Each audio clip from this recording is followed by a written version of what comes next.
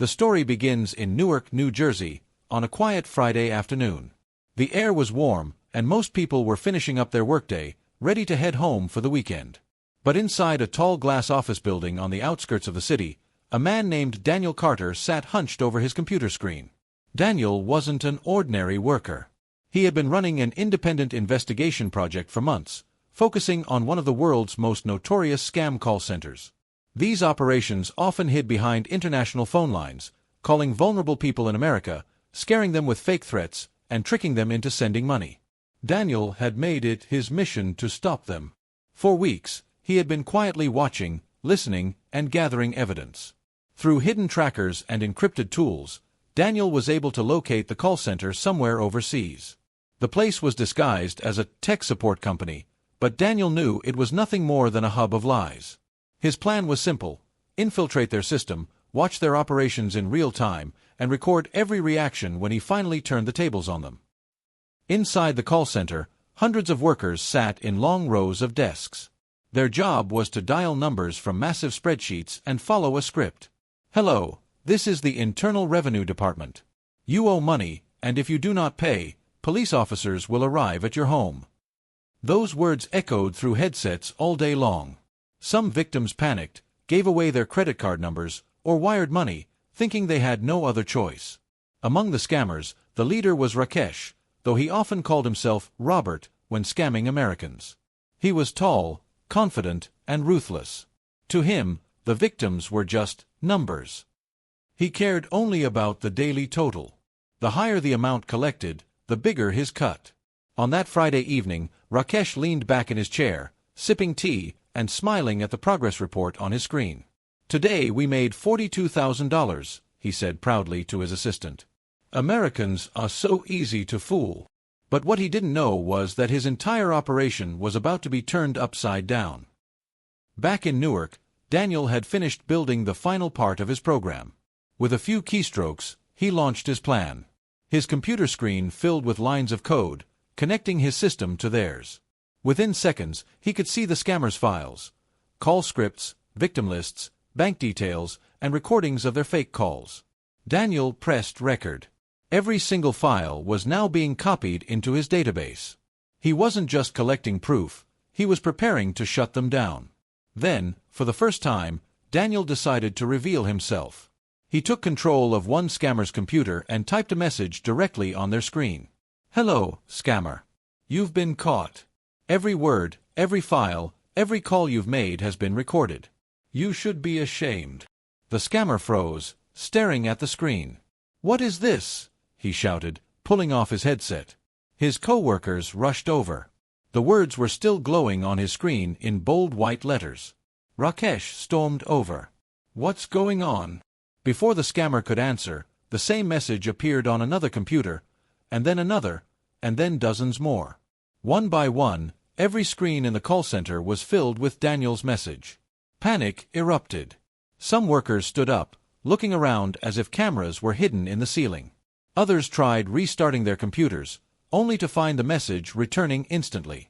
Rakesh shouted, "It's just a virus. Don't panic. Restart everything." But deep down, his confidence wavered. He had never seen anything like this. Daniel smiled from his Newark apartment. "Let's see how you react to the truth," he whispered. He activated the next phase, displaying victims' names and amounts stolen on every scammer's screen. The lists were long, dozens of people, many elderly, losing thousands each. The scammers gasped. Some looked away, suddenly aware of the real lives behind the money they stole. Others laughed nervously, pretending it didn't matter. But Rakesh's face darkened. "Who is doing this?" he muttered. At that moment, Daniel opened the call center's webcam feeds.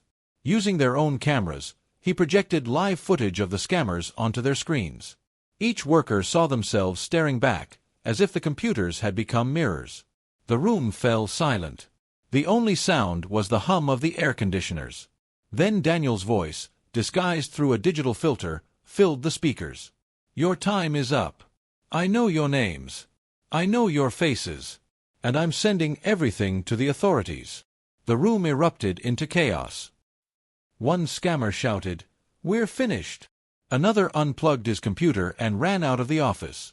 Some began frantically deleting files, but it was useless. Daniel already had them. Others picked up their phones, calling family members, warning them that police might come. Rakesh tried to hold it together. "Calm down. This is just someone trying to scare us.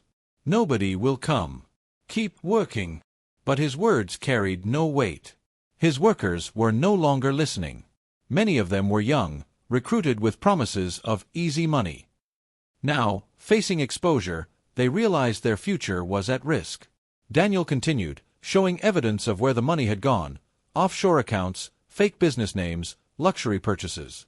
Each file popped up on the scammers' screens, undeniable proof of their crimes. Finally, Daniel displayed one last message. "You can run, but you cannot hide. The world knows who you are." Then he wiped their systems clean. Every computer in the call center went black. In Newark, Daniel leaned back, breathing deeply. He wasn't just satisfied, he was relieved. Another dangerous scam operation had been exposed. He forwarded the entire database to federal investigators, ensuring legal action would follow. Meanwhile, the call center descended into chaos. Rakesh stormed into his office, slamming the door, furious that his empire had collapsed in a matter of minutes. His workers, terrified, began leaving one by one. Within hours, the massive room that once buzzed with fake calls was empty, abandoned like a ghost town. News spread quickly. Local media reported the shutdown, interviewing victims who were grateful that justice was finally coming.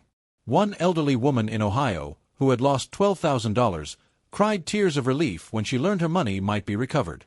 "I thought I was alone," she said, "but someone out there was watching out for us."